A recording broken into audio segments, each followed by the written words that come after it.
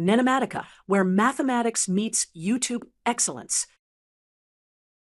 The eighth law of power.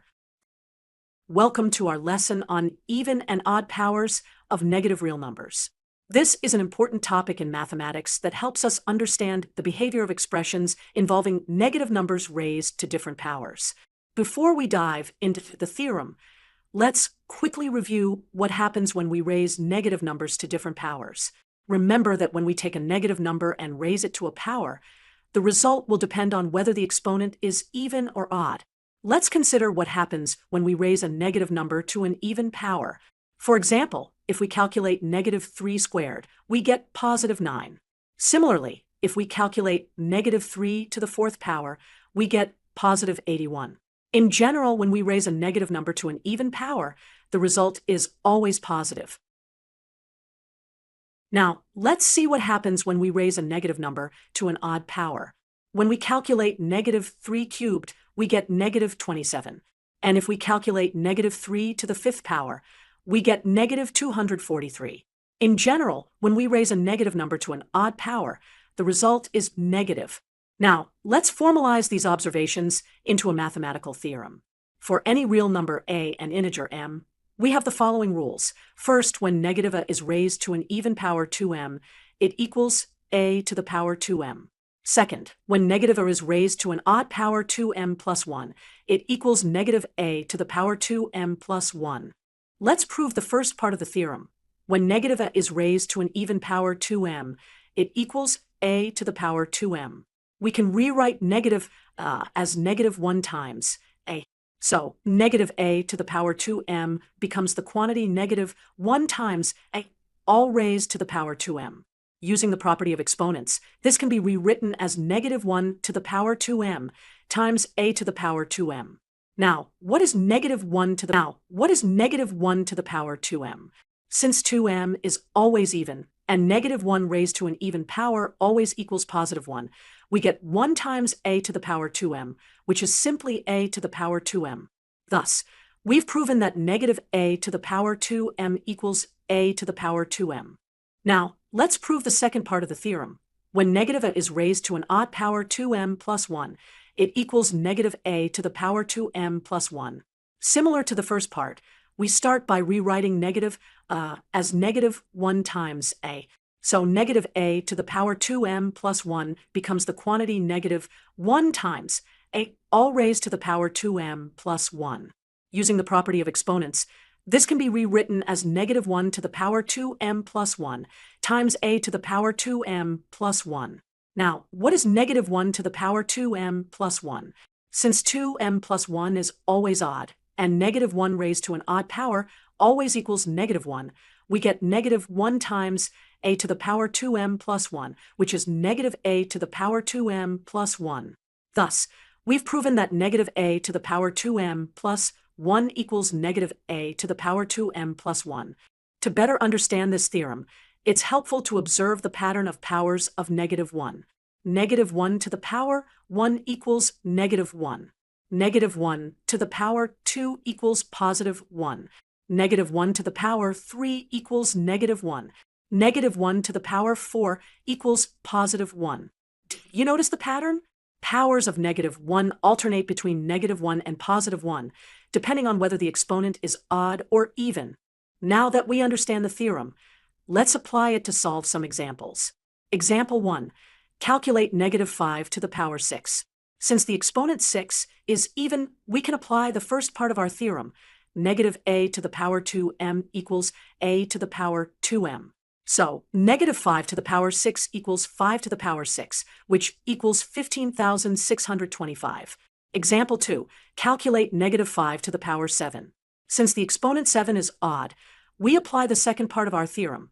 Negative a to the power 2m plus 1 equals negative a to the power 2m plus 1. So, negative 5 to the power 7 equals negative 5 to the power 7, which equals negative 78,125. Let's summarize what we've learned. When a negative real number is raised to an even power, the result is always positive. When a negative real number is raised to an odd power, the result is always negative. Mathematically, for any real number a and integer m, negative a to the power 2m equals a to the power 2m. Negative a to the power 2m plus 1 equals negative a to the power 2m plus 1. Understanding these rules is essential for evaluating expressions, solving equations, and working with polynomials involving negative numbers. Remember that the key factor determining whether the result is positive or negative is whether the exponent is even or odd. Welcome to our math lesson today. We're going to learn about exponential expressions and their properties, focusing on expressions with negative bases. Let's begin by understanding the given conditions. We have a as a real number that's not equal to 0, and k is any positive integer. Let's look at our first example. We need to evaluate the expression negative a raised to the 34th power. To solve this, we'll use a key property of exponents. When a negative number is raised to an even power, the result is positive. Since 34 is an even number, the negative sign raised to an even power gives us a positive result. Therefore, negative a raised to the 34th power equals a raised to the 34th power. Now, let's look at our second example, negative a raised to the 7th power. For this example, we'll use another property. When a negative number is raised to an odd power, the result remains negative. Since 7 is an odd number, the negative sign remains after applying the exponent. So negative a raised to the 7th power equals negative a raised to the 7th power. For our third example, let's evaluate negative a raised to the negative 3rd power. To handle negative exponents, we need to use the negative exponent rule x raised to the negative n equals 1 over x raised to n. First, we apply the negative exponent rule. This gives us 1 over negative a raised to the 3rd power. Now we need to apply our rule for odd exponents with negative bases, since the exponent 3 is odd. Since the numerator is 1 and the denominator is negative a cubed, which equals negative a cubed, because 3 is odd, we can simplify to 1 over negative a cubed. When we have a negative sign in the denominator, we can bring that negative sign to the numerator. This gives us our final answer, negative 1 over a cubed. For our last example, let's evaluate the expression, negative a raised to the 5th power, all raised to the negative 4th power. To solve this, we'll first use the power to a power rule. When raising a power to another power, we multiply the exponents. First, we apply the power to a power rule. 5 times negative 4 equals negative 20. So we have negative a raised to the negative 20th power. Now, we apply the negative exponent rule again. This gives us 1 over negative a raised to the 20th power. Since 20 is an even number, we can apply our rule for even exponents with negative bases. This gives us 1 over a to the 20th power, which is our final answer. Let's summarize the key rules we learned today. For negative bases with even exponents, the result is positive. For negative bases with odd exponents, the result remains negative. For negative exponents, we use the rule x to the negative n equals 1 over x to the n. And when raising a power to another power, we multiply the exponents. Let's begin with our first example. Here we need to simplify a times negative a to the power of 34 times negative a to the power of 7 times negative a to the power of negative 5 times negative a to the power of negative 3. Let's start simplifying this expression. First, we'll rewrite the original expression by converting a times negative a to the power of 34 to just a times a to the 34th power. We'll leave negative a to the 7th power as it is. Then we'll convert the negative exponents to positive exponents using the rule that x to the power of negative n equals 1 over x to the power of n. Now we'll rewrite the expression again using an alternative notation for the denominators.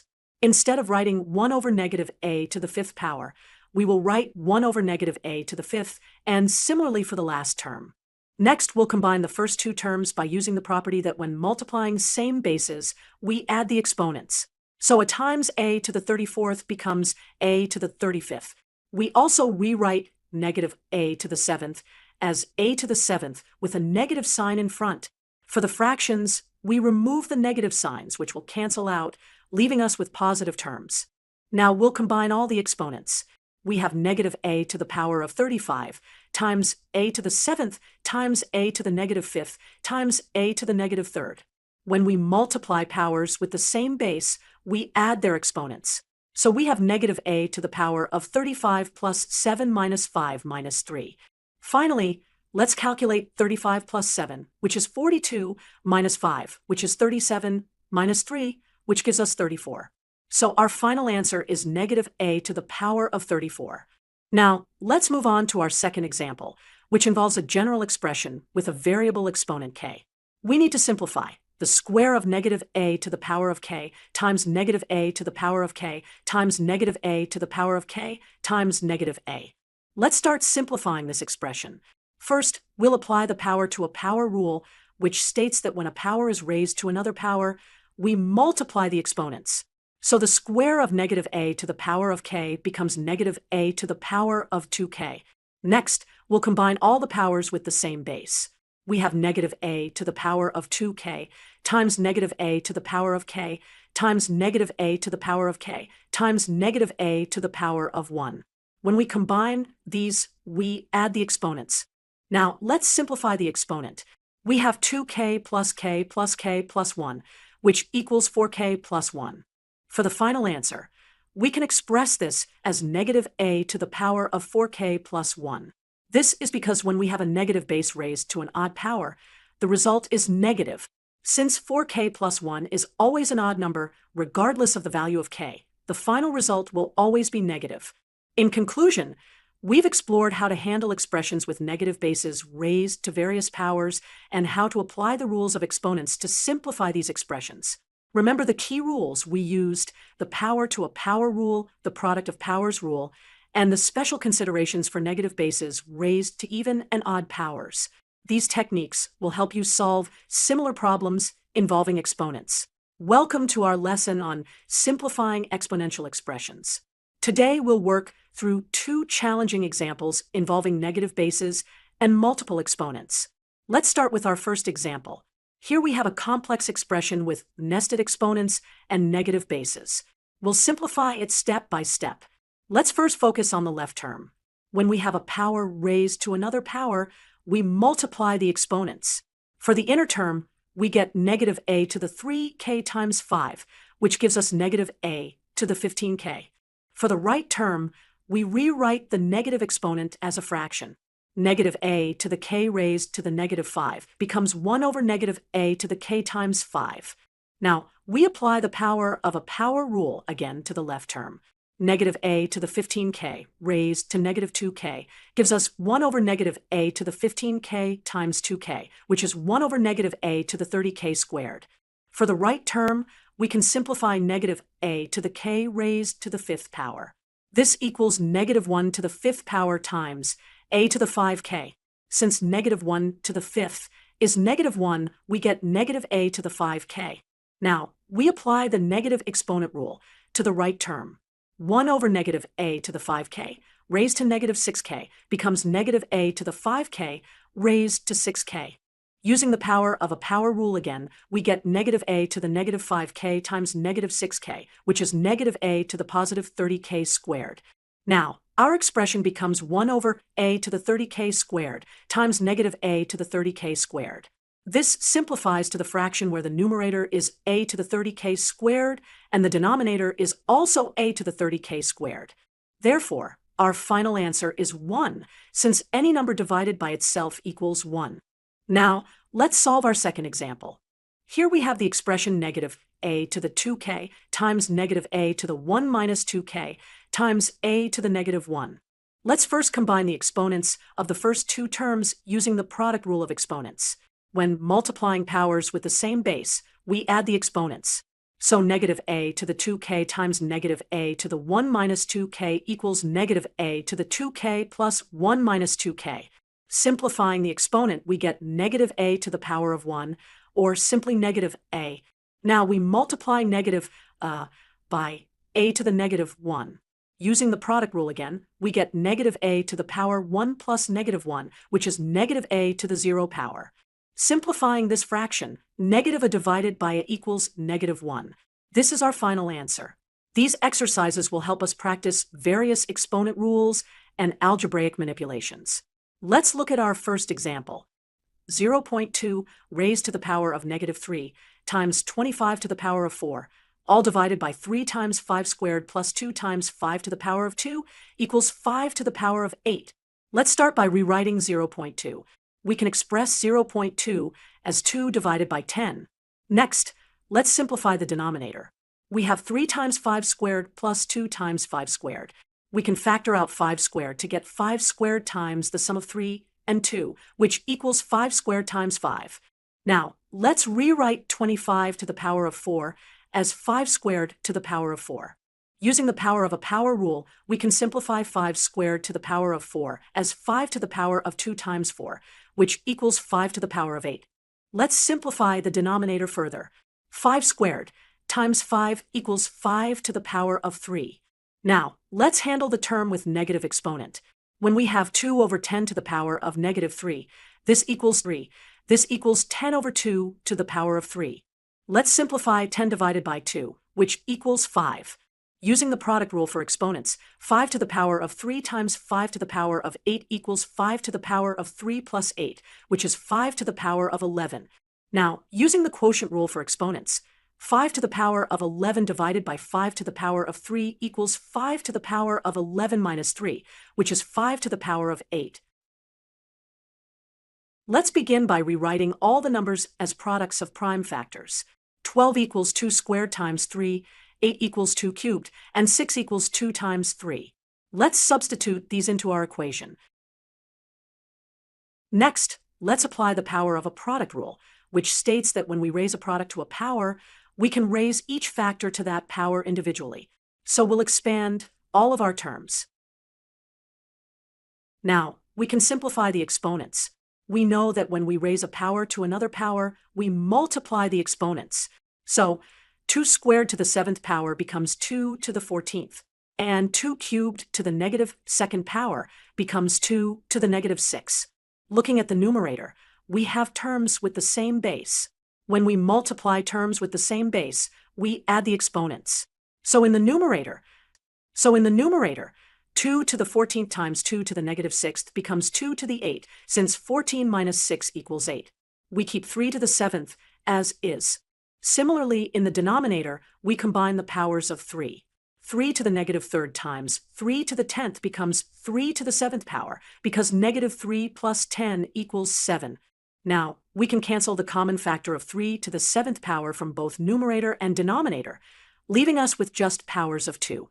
In the final step, we apply the quotient rule for exponents.